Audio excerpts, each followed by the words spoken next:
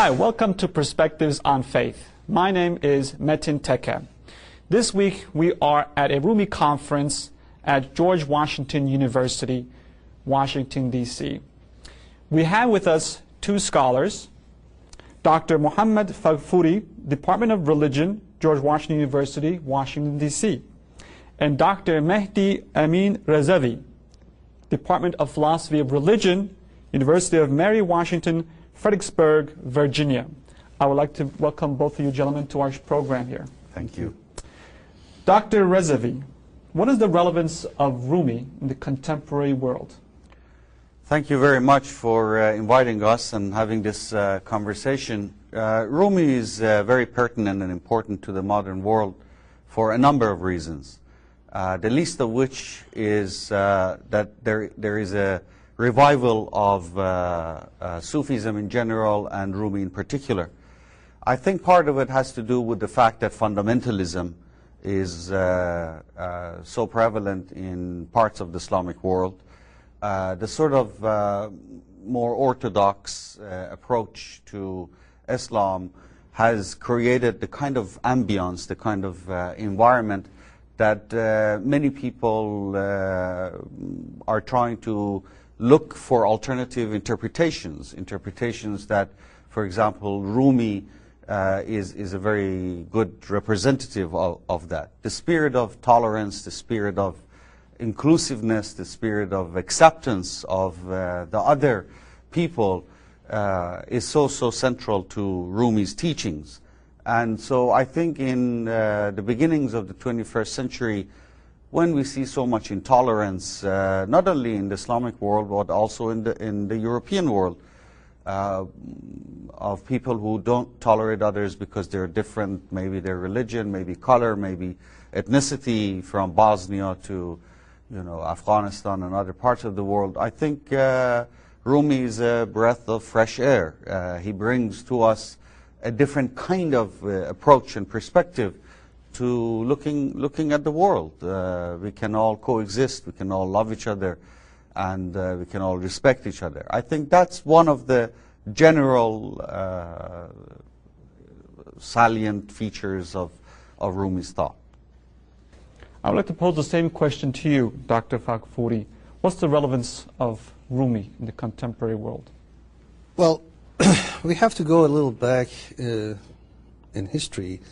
From the time of French Revolution, when new ideas came into being, one of the very strong ideas that was introduced was separation of religion from politics and from other aspects of life, emphasis on freedom of religion. But unfortunately, in the course of a century and a half, freedom of religion, in a sense, was translated into freedom from religion. And this, in a way, caused a very big vacuum, a spiritual vacuum, particularly in the West. And those of us in the Muslim world who were trying to follow the West or imitate the West were not affected as much as the people of the West, but nonetheless living in the West right now, we very strongly feel that gap. And that is why despite many other problems in the realm of politics and confrontations between groups from the East, groups from the West, from Muslim world and non-Muslim world, the appeal of Rumi is very strong precisely because it answers to this question. It fills the gap that was created a century and a half ago. And that's why people can relate to Rumi and can understand his message, particularly because the message is very relevant to today. Very rarely, in the name of, say, freedom and democracy, we have been so intolerant of each other, the West and the East. And that's why Rumi provides an alternative for this attitude, which is very much prevalent today. So you're saying that because of our culture based on materialism in one sense, in another sense fundamentalism, people are impoverished and they want to fill in that vacuum. You might say that. There are so many contradictory forces at work, which in a sense contribute to the popularity of views and ideas like Rumi and individuals like Rumi. On the one hand, you have the extremist religions religious movements, whether you're talking about Islamic fundamentalism or you're talking about Christian fundamentalism or Jewish fundamentalism and many others, and some also in the process of emergence. And on the other hand, you have totally disregard to religion and spirituality from other segments of the Western society. These two and three conflicting forces are in fact very much in clash with each other, and Rumi presents a very, very interesting, workable and acceptable alternative to all of these groups, or for all those people who are in search of an alternative to these extreme currents. Dr. Aminrazavi, why the interest in Rumi? Why not some other religious or spiritual person from another tradition, maybe? Right, that's a very good question. You know, Rumi, of course, has written so much and has commented on so many issues, but rightly so, he's come to be known and identified as the poet of love. I mean, the centerpiece of his poetry rests on the concept of love. And at no time in human history has the modern world been searching more for love than the contemporary impoverished materialistic world, especially in the West. What we have is a world in which not only wars have become a fact of life, but people have distanced themselves from real humans out there. Their contact with others is through the internet, through television, through the media. Often in the West, as you know, people don't know who their neighbors are. Families are disintegrated. The extended family system has disintegrated. So essentially you have a world in which people have this great thirst for love. And Rumi addresses that issue so beautifully in so many different ways. I'm not sure if his message of love is always understood properly, and that's something else that we will hopefully discuss. But I think the heart and soul of Rumi's message, which is the concept of love, is so timely. The modern world craves for that, and it is as if they found this gold mine all in one place. What does Rumi say about getting in touch with other human beings? Well, he sees humanity as one body, and different parts of it as different limbs, different parts of a human body.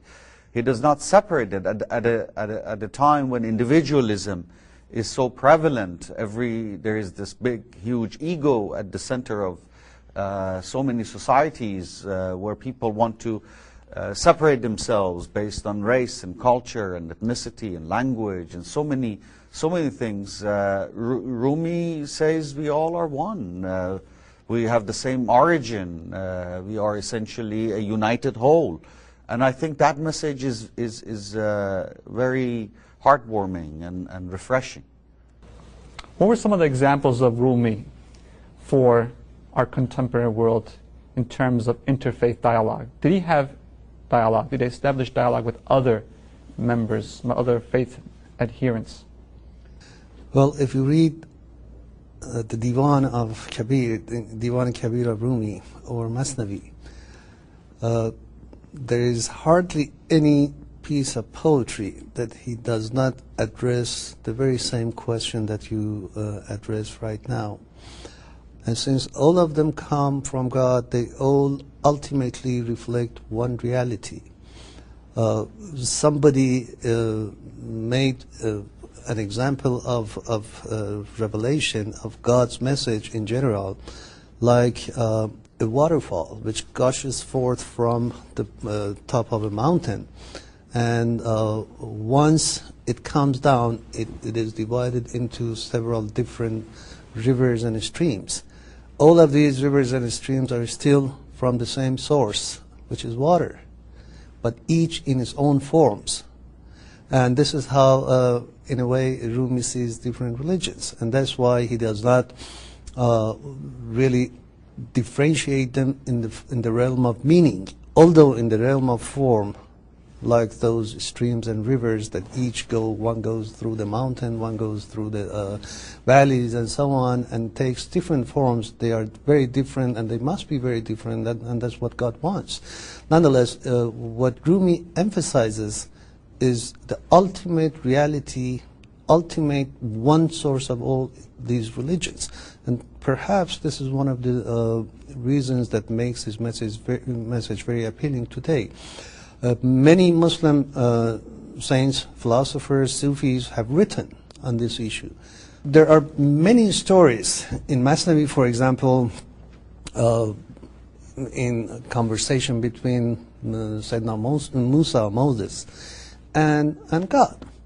One of the most, Moses as bringer of law, as Jewish, bringer of Jewish law, in a sense has a very powerful, very strong personality in general, and also reflected in Masnavi. There are many stories that reflects this. One of them being when Rumi talks about the story of Moses and the shepherd. I don't know, most of us might have heard that. For those of us who know Persian, maybe I should recite a couple lines of that. Please do so. He says, دید موسی یک شبانی را به راه کو همی گفت ای اله و ای خدا تو کجایی تا شبم من چاکرت چارقت دوزم کنم شان سرت دستکت بوسم به مالم پای کت وقت خواب آید بروبم جای کت. And all the way to the end, meaning the shepherd, being a simple man, was talking to God and saying that in a way thinking God in human terms, and he was saying that where are you, that so that I would become your slave, I would comb your hair and I would wash your feet when you come home at night. When it's time to go to sleep, I would spread your bed. And then Moses, being a prophet of logic and reason and law, became very upset hearing this and said, go and ask God for forgiveness. Because before even becoming a Muslim, in the general sense of the term, before being a Muslim, meaning being in submission to God, you became an infidel. And obviously, then Rumi takes the story further into the desert, saying that the shepherd became very upset, very sad, very heartbroken. And he was going in the desert and crying and talking to God and asking for forgiveness. Suddenly a revelation comes to Moses addressing him, تو برای وصل کردن آمدی نه برای فصل کردن آمدی بنده ما را چرا کردی جدا. Meaning that, oh Moses, you are a prophet. You came to connect people to us. You did not come to disconnect people from to us. So go and find this man and tell him that his prayer is accepted. So Moses goes and finds the man and at the end tells him, هیچ آدابی و ترتیبی مجو هرچه میخواهد دل تنگت بگو. Don't feel limited, restricted by any manner or etiquette. Say whatever your broken heart wants, because God listens. So messages like this, many stories regarding Moses, regarding Jesus Christ, regarding beauty of Joseph and chastity of Joseph. There are many occasions in Masnavi and Diwan that talk about these, of course, in addition to many profound metaphysical questions. And these are what makes Rumi and his writings and his poetry so appealing to the people. Perhaps 50 years ago, if you ask somebody, except very few scholars, that there are a lot of Muslim saints and Sufis and poets who have talked about Jesus Christ, Western population would have found it difficult to believe that. Nowadays, each piece of his writings and poetry about Christ and about Moses and about Joseph is readily available in many different languages. So very beautiful. Yes, just you'd like to add, please. Yeah, just something. Go right ahead. I observed. The message that comes out of that is so beautiful. Let the God of Moses be the God of Moses, and let the God of a shepherd be the God of a shepherd. And that's a very powerful message to a world which on one hand thrives on multiplicity, right? Different people worship God differently, different people have different spirituality. And so compare that to the message of, let's say, fundamentalism, very strict forms of fundamentalism, which wants everybody to basically adhere to the same way of worshiping. And so that's what I think we both have been discussing, and that's why Rumi's message is so powerful and so timely. On one hand, we have a world which is becoming closer and closer, the concept of global village. And Rumi's message of unity, right, is very much in tune with the contemporary world. On the other hand, he allows room for people's individualism, their individual ways of worshiping God, the way different people relate to spirituality, to flourish, and he doesn't stop that either. And so unity and multiplicity, it's a very, very healthy relationship which we see in Rumi. What is the status of Rumi in the world, in the West, the contemporary world? Also studies of Rumi studies presently. Right. Well, his status is both positive and negative. And as you probably know, Rumi is the best-selling poet in America and has been for the last several years. And there's something very positive and something slightly negative about that. Let me start with the negative one, because he is known as the poet of love, the love poet. But not everyone understands love in the same way that Rumi did. There is a very superficial understanding of it. I mean, we have people in Hollywood, from Madonna, who has translated or adopted translations of Rumi, has turned it into some pop music, and when you listen to it, the way she and some of the other pop icons are using the concept of love is very, very shallow, very superficial.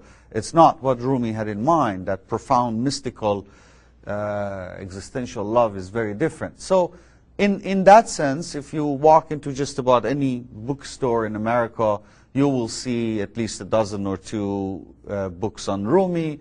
There are numerous translations of Rumi, many of which are not scholarly or not accurate. There are free translations of him. People who either know very little Persian or none at all, but someone else translates it for them. They have all rendered different translations of Rumi. So in that sense, there's a good deal of misunderstanding about Rumi. But I don't want to be too pessimistic, because there's also a great deal of interest, genuine interest in Rumi. Dr. Faghfoory will probably address translations of him and so on. But there's also a genuine search and interest in the true, authentic meaning of some of the concepts that Rumi is talking about. There are commentaries on him. There are serious scholars. Rumi's translations, finer translations, are now being adopted as textbooks in colleges and universities. He's virtually becoming a household name. In some of my classes, I use examples as poets and so on. And when I say Rumi, lots of students say, "Oh yes, I've read him." And so that, in that sense, there is something very positive to be said about that. To summarize that, the status of Rumi in America, in the West, is a living poet. He is for us. He is being studied. There's a great deal of interest, and I think with places like Rumi Forum and these kinds of conferences, that generates even more interest in him. Even the negative aspect of it, which you noted, it seems to be a positive. People are groping, they're trying to find, and so it's not malicious in a sense. But that's true. It's innocent, right. The intent is there. It's just limited understanding of the tradition, of the vocabulary. Very much so. Very much so. We have to take a break here, so please stay with us. We'll be back shortly.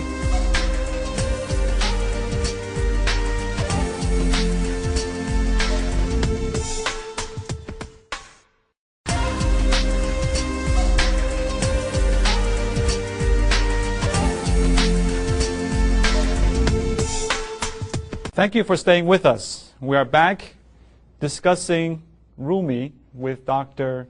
Faghfoory and Aminrazavi. Dr. Faghfoory, what has been the interest of university students to the message of Rumi? Well, first of all, a few years ago, perhaps, there were a handful of courses in different American universities that I'm, a little bit familiar with, that addressed in part of a course life and poetry of Rumi. There are right now, despite the fact that many Persian language programs have been dropped from universities for other reasons up until very recently, and most Persian language programs that are available now do not address literature, poetry, and spirituality. Nonetheless, the interest on American universities on Islamic spirituality, Sufism in general, and particularly Rumi, has been so strong and rising every day. There are on many campuses now not only courses on Sufism, which place heavy emphasis on Rumi, and also other Sufi poets and writers, but there are courses on Sufi literature, both in Turkish, Persian, and also in Arabic, that deal with writings and poetry of Rumi, but not only as a literary heritage, but as a heritage of Islamic spirituality and rich thought in the context of Islamic civilization. The interest that the students show is tremendous. We have had a rising demand in the number of students who are interested in learning Persian. 20 years ago, nobody perhaps on this campus spoke Persian or had any interest in learning Persian. The same goes for Turkish, the same goes for Arabic, and none of these would have happened had it not been for the rich and very spiritually fulfilling the message of Rumi and other Muslim writers and Sufis like him. Dr. Aminrazavi, what has been your experience, students' response? There's a great deal of interest, both on college campuses and outside of it, in Sufism. So I would divide that into what I would call academic Sufism and practical Sufism. On college campuses, due to the great interest in non-Western literature, non-Western schools of thought, which university colleges and universities have been promoting in the last decade or so, there's a great deal of interest in Sufism in general and Rumi in particular. And some of these students who become familiar with the more theoretical aspect of Sufism, what I call academic Sufism, and then seek spiritual guidance outside of it, and they join Sufi centers, and it's a very, very thriving community.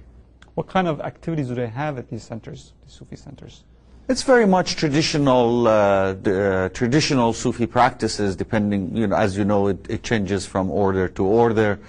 Some are more lively, let's say, for the lack of a better term, like Mevlana Sufism. There's always chanting, praying, meditation, and then spiritual novices receive instructions from Sufi masters.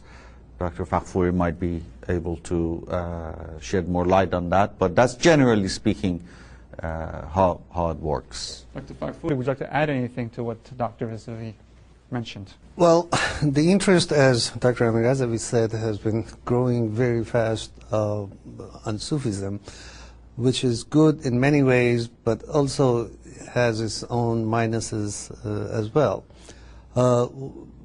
What Rumi represents is genuine Islamic spirituality, and it's a very serious business. The worst thing and the most dangerous thing to do, whether consciously or unconsciously, is in a sense to commercialize what Rumi says. Unfortunately, many have done this and have reaped the benefit, financial benefits of that, and I don't want to name any particular person or group. Nonetheless, this danger also always exists. but there are some groups who, while one cannot doubt the individual sincerity of people associated with them, probably take, in a sense, take the kernel of Sufism and what Rumi says, throw it away and just keep the shell. And they are very much content with the appearance or feeling of affiliation with a center called a Sufi center. And these are very dangerous thing, and I don't think, and they are inevitable, of course, but they are not going to last or have any long-lasting effect.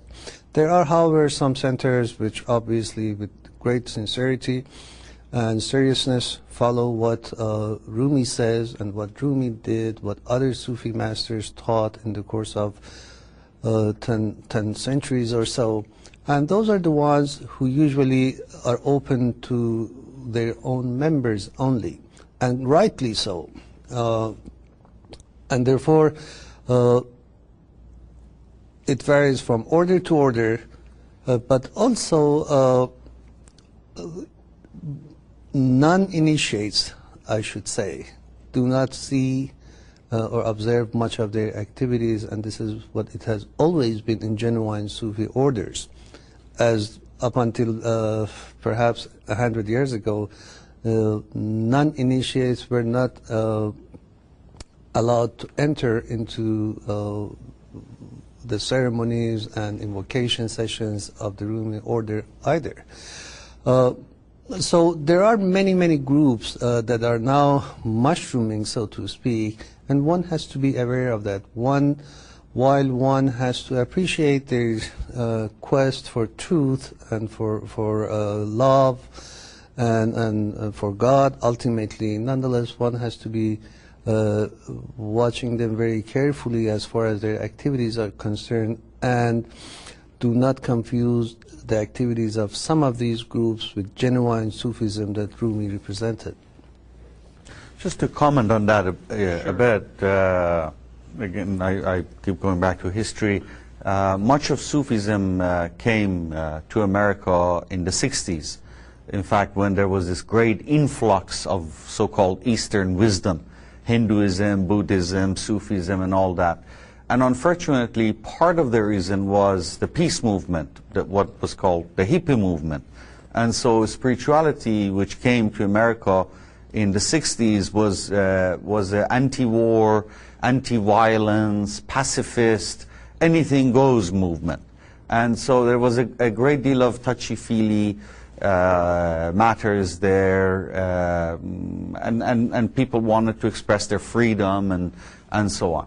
And as Dr. Faghfoory mentioned, true Sufism is a discipline, almost like martial arts.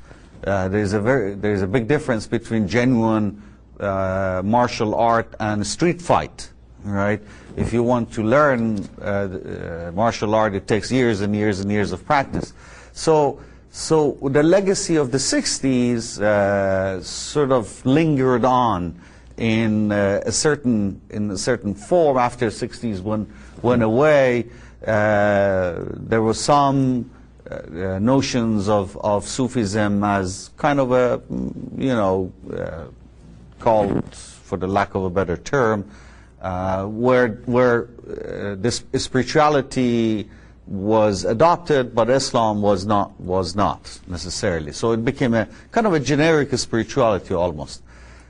In the last 2 decades or so, because of the great influx of Muslims to America from all over the Islamic world, there is a return to the more traditional, orthodox, genuine discipline that comes with this spirituality. So a number of people who are interested, they read Rumi, he talks about love and freedom and beauty and all that, and then they pursue that. They come into a Sufi center, and right at the gate they say, wait, there's a discipline, are you willing to submit to this? And that's where the very serious ones stay, and those who are not willing, they sort of go by the wayside. Now, mine's going to be a little critical here, but Rumi is known to have called everyone, come to me. So even those who are not disciplined, aren't they invited as well, one might ask? Yes, he says, come, and if you have failed, come back 1,000 times. But each time you come, you have to take a test. Interesting. As long as you have the intention, as long as you have the intention of coming back, no one can stop you. And Rumi makes it very clear. But once you come, Rumi, more than anybody else perhaps, draws our attention to the seriousness of this undertaking. As we all know, UNESCO has declared 2007 to be the year of Rumi. What are they trying to say by that? Well, I think it's a very noble undertaking that UNESCO has started, more so than in the past, to recognize the rich legacy of the civilization of that part of the world we call the Islamic world. And this includes a variety of civilizations from Persian, Turkish, Arab, Hindu, Indian subcontinent, and so on. And I just hope and pray it doesn't stop here. Declaring a year as the year of Rumi is a very good idea. But what is going to be done in this 1 year is even more noble and more important. I hope it is not just limited to a number of conferences here and there and some intellectuals perhaps who know Rumi only through books, and which Rumi very much opposes, that kind of knowledge. Come and give a couple papers here and there, and then that becomes the year of Rumi. This is not really what Rumi wants to see as a year called by his name. He wants to see his message spread, and spread correctly. He's not in rush to spread it all over the world and convert everybody else to what he thinks, but he wants this to be done very, very carefully and very, very selectively and seriously too. Dr. Aminrazavi, I would like to direct the same question to you as well. Yes, yes. As I agree with my colleague, it's a great honor that UNESCO has decided to choose a representative of the Islamic civilization, and certainly the cream of the crop, one of the best. And I think it's not only important in substance, because there is so much that Rumi offers to human civilization, but also symbolically. At a time when intolerance, when fundamentalism, when this very, very intolerant mindset begins to take shape, to take hold in so many of the lands in our part of the world, Rumi, as the symbol of tolerance, inclusiveness, is being honored, and that certainly UNESCO is to be complimented. The message of Rumi is universal, and I cannot think of anyone else who would be more appropriate for the universe to respect than Rumi. Our program is drawing to a close. Last question would be, what are the roles and contributions of groups like the Rumi Forum to the legacy of Rumi?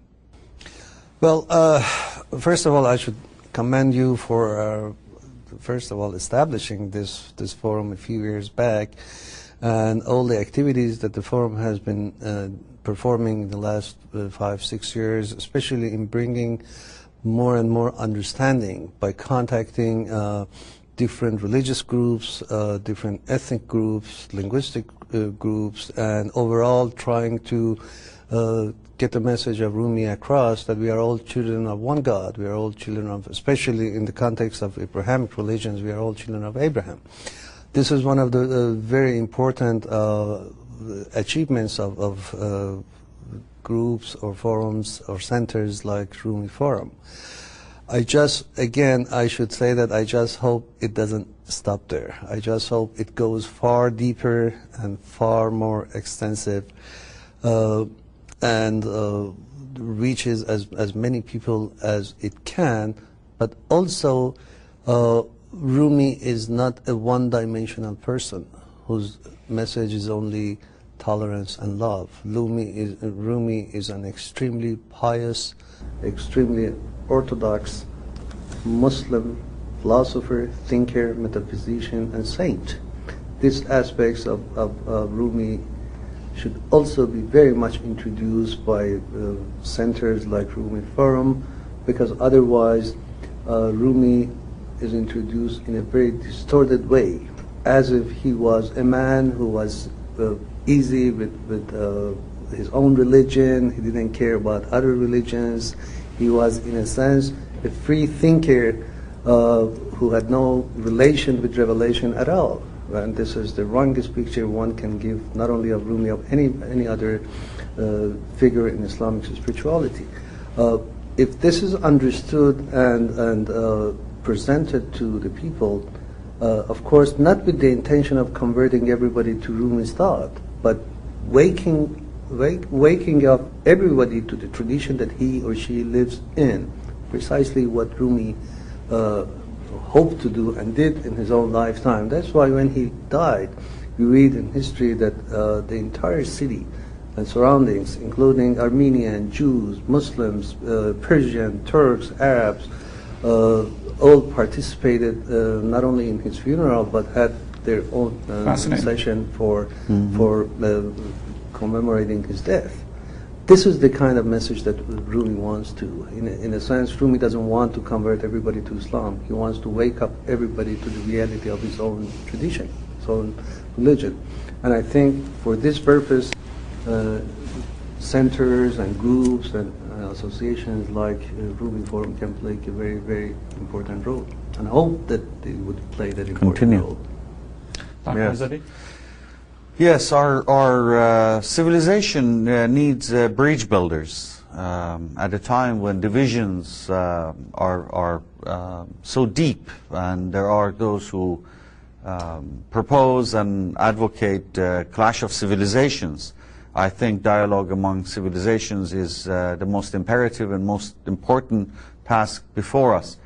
And people like Rumi are bridge builders, and places like Rumi Forum are their responsibility and their agenda is incredibly important. They bring people together. They provide a forum where different religions can come together. Interfaith dialogue on the most profound level takes place in this setting.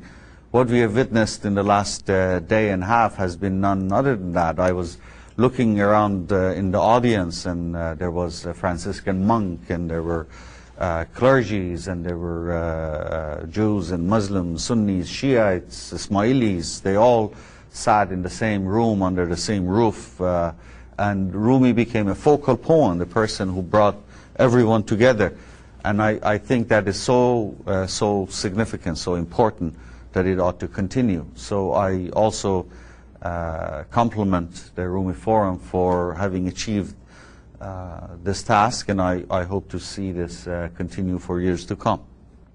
Dr. Faghfoory, Dr. Aminrazavi, I would like to thank you for joining us. Thank you. It has been a pleasure. Thank you. That's it for now. Please join us next week for another exciting show on Perspectives on Faith. I am Metin Teke. Goodbye.